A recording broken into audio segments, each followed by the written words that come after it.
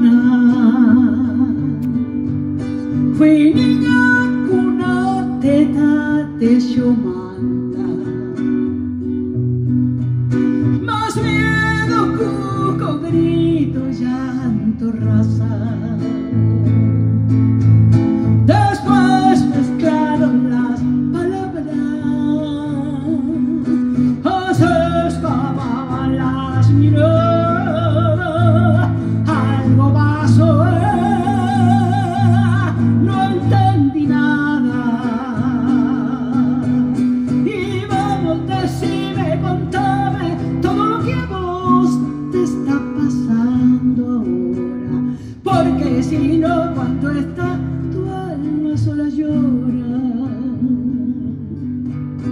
Y hay que sacarlo todo afuera como la primavera. Nadie quiere que adentro algo se muera.